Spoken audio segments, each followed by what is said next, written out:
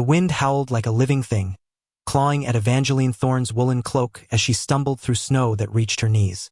Each step forward felt like walking through quicksand, the frozen ground beneath shifting and treacherous.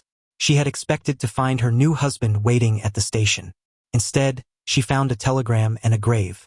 Thomas Whitley, her mail-order prospect, had died of fever 3 days before her arrival. The townspeople had looked at her with a mixture of pity and suspicion when she stepped off the train, her single carpetbag clutched in her gloved hands. No one offered shelter. No one offered help. The abandoned cabin materialized through the swirling snow like a mirage. Smoke should have been rising from the chimney, but only darkness greeted her. The door hung crooked on its hinges, and when she pushed it open, the cold inside felt even more bitter than the storm. That was when she heard it. A sound so faint she almost mistook it for the wind. A whimper, then another. In the corner, huddled beneath a threadbare quilt, 5 small forms lay motionless. The oldest, a girl of perhaps 12, had her arms wrapped protectively around the smallest, a baby who could not have seen more than 3 winters. Between them, 3 other children pressed close together, their lips blue with cold, their breathing shallow and labored. They were dying, all of them, and she was their only hope. Eva gathered the children to her chest, feeling their fragile heartbeats flutter like trapped birds. The baby's skin felt like ice beneath her touch, and she knew they had minutes, not hours, before the cold claimed them completely. She had to get them warm, had to get them help, but the storm outside showed no mercy. Before we dive into this incredible story, hit that subscribe button because what happens next will blow your mind. With strength born of desperation, Eva lifted the baby first, wrapping her own cloak around the tiny form. The other children stirred weakly as she roused them, their eyes unfocused and glassy. "Come now," she whispered, "we must move. We must be brave." The eldest girl, Mercy, struggled to stand on unsteady legs. "I can carry Faith," she said through chattering teeth, reaching for the 6-year-old who could barely lift her head. The 2 boys, Samuel and Hope, leaned against each other for support as Eva ushered them toward the door. The journey back to town became a nightmare of frozen steps and fading strength. Eva carried the baby while guiding the others through drifts that threatened to swallow them whole. When they finally reached the main street, every window glowed with warmth that seemed to mock their suffering. At the first house, Eva pounded on the door until her knuckles bled. A woman peered out, took one look at the bedraggled group, and shook her head firmly. "We have no room for vagrants," she declared before slamming the door shut. House after house turned them away. "These are not our responsibility," one man growled. "Send them to the county orphanage where they belong." Eva's legs trembled as she stood in the middle of the empty street, the 5 children clinging to her like shadows. The baby had stopped crying, which terrified her more than any screaming could have. Silence meant surrender, and she refused to let these innocents slip away into the darkness. A figure emerged from the swirling snow, tall and broad-shouldered, moving with the steady gait of someone accustomed to harsh weather. Eva instinctively pulled the children closer, unsure if this stranger represented salvation or another door slammed in their faces. The man stopped several feet away, his dark eyes taking in their desperate condition. His face bore the weathered lines of someone who spent his days outdoors, and his hair, black as a raven's wing, escaped from beneath a worn hat. Something in his expression shifted when his gaze fell on the children. "You need shelter," he said simply. His voice carried no judgment, only quiet observation. Eva lifted her chin despite her exhaustion.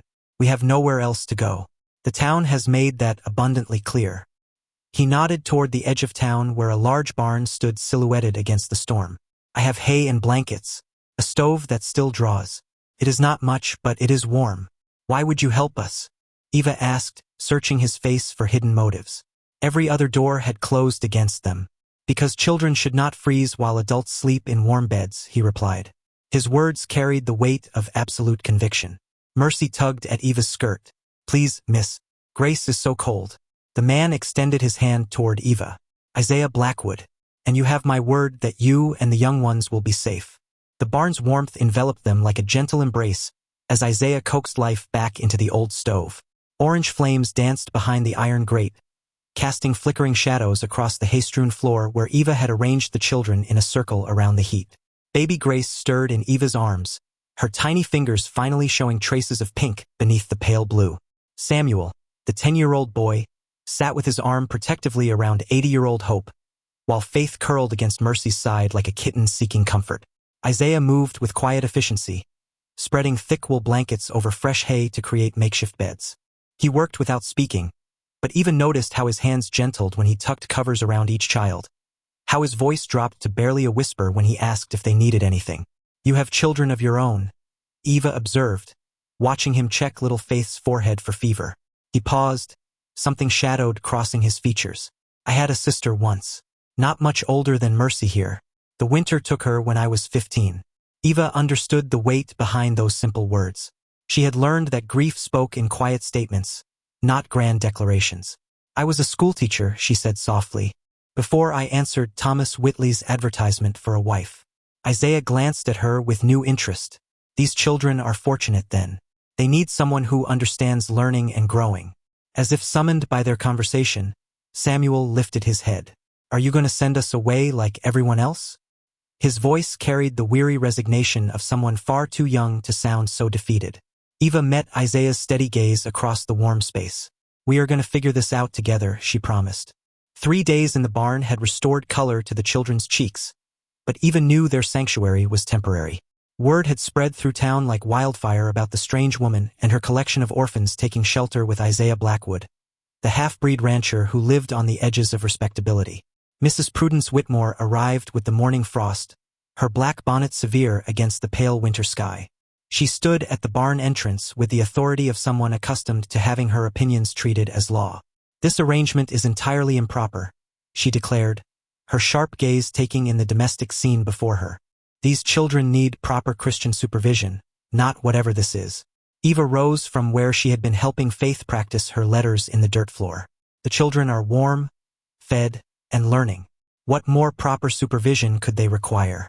They belong in the county institution where they can be properly trained for useful work," Mrs. Whitmore replied. "Not coddled by strangers playing at family." Isaiah stepped forward from the shadows, his presence immediately commanding attention. "The county institution has a mortality rate of 60% in winter," he said quietly. "These children have already survived more hardship than most adults. They deserve a chance at life." Mrs. Whitmore's lips pursed in disapproval. "Your opinion carries little weight in this matter, Mr. Blackwood. The town council will convene tomorrow to decide their fate." After she left, Eva found herself standing closer to Isaiah than propriety suggested. But propriety seemed less important than the fierce protectiveness that blazed in his dark eyes, matching the determination burning in her own heart. "We will not let them take these children," Eva said. The abandoned homestead sat like a wounded animal against the white landscape, its broken windows staring blindly at the winter sky. Eva walked beside Isaiah through snow that crunched beneath their boots, the children following in their footsteps like a small parade of hope. "This was Thomas Whitley's place," Isaiah explained, pushing open the sagging front door. "He died owing 3 months' rent, but the bank might consider a reasonable offer." Inside, the house spoke of neglect rather than ruin. The walls stood solid, the roof appeared sound, and the stone fireplace dominated one wall with promising grandeur. Eva could envision warmth filling these rooms, children's laughter echoing from the rafters. Samuel immediately began examining the window frames with the serious expression of someone far older than his 10 years. "I can help fix these," he announced with quiet determination. Isaiah knelt beside the boy, showing him how to test the wood for rot.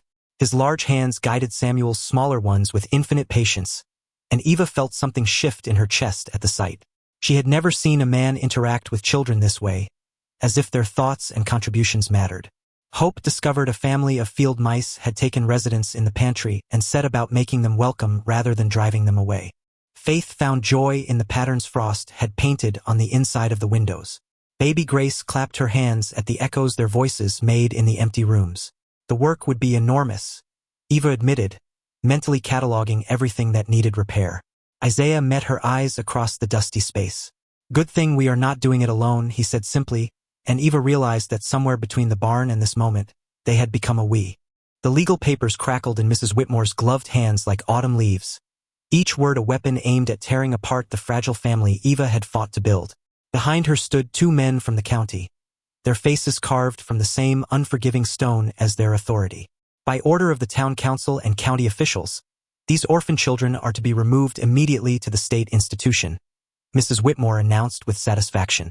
You have no legal standing to keep them. Eva stepped forward, her heart hammering against her ribs. I claim guardianship rights under territorial law. As an unmarried woman of good character with adequate means, I have the right to petition for custody. The children huddled behind her like chicks seeking shelter from a storm. Samuel's hand found hopes, while Mercy gathered faith and baby Grace closer to her thin frame. Their eyes held the terrible knowledge that adults had failed them before. Mrs. Whitmore laughed, the sound sharp as breaking ice. You are a destitute woman with no husband, no property, and no prospects. What court would grant you custody? That was when Isaiah moved to Eva's side, his presence solid as mountain stone. She will not be unmarried long, he said quietly, and she will not lack for property or prospects. Eva's breath caught in her throat. Isaiah met her startled gaze with steady determination, a question and a promise reflected in his dark eyes. If Miss Thorne will have me, I offer marriage and a home for all of them, he continued, never looking away from Eva's face. Mrs. Whitmore sputtered in outrage, but Eva heard only the thundering of her own pulse as she realized Isaiah was offering everything that mattered, not just to her, but to 5 children who desperately needed to belong somewhere. The silence stretched between them like a bridge waiting to be crossed. Eva's heart thundered so loudly she was certain everyone could hear it, but her gaze never wavered from Isaiah's earnest face. Behind them, the children held their breath, understanding that their entire future balanced on this single moment. Yes, Eva whispered, her voice carrying the weight of absolute certainty. Yes, I will marry you. Mrs. Whitmore's face purpled with indignation. This is preposterous. A marriage of convenience arranged to circumvent the law. No judge will recognize such a mockery. Isaiah turned to face the county officials, his arm moving protectively around Eva's shoulders. The marriage will be real in every way that matters. We will provide a stable home, education, and love for these children. What more can your institution offer them? The older of the 2 men shifted uncomfortably. The law requires proof of adequate resources and moral character. Mr. Blackwood owns substantial property, but his heritage raises questions about suitability. Eva felt fire kindle in her chest. His heritage includes wisdom, kindness, and strength that any child would be fortunate to learn from. If that disqualifies him, then your law is the problem, not the man. Mercy stepped forward with startling courage for someone so young. He reads to us every night, she said simply. He teaches Samuel carpentry and shows Hope how to care for injured animals. He makes Faith laugh and rocks baby Grace when she cries. How is that not suitable? The official looked down at the girl's solemn face and something in his expression softened. We will need documentation of the marriage and evidence of stable living arrangements before making our final determination. Eva squeezed Isaiah's hand, feeling strength flow between them like an unbreakable current. The wagon rolled into town at dawn like an instrument of doom, its iron wheels grinding against the frozen ground with mechanical certainty. Eva watched from the window of the general store where they had taken refuge for the night, her arms wrapped tightly around baby Grace while the other children pressed close behind her. Mrs. Whitmore marched alongside the county wagon with the triumphant stride of someone who believed justice wore her face.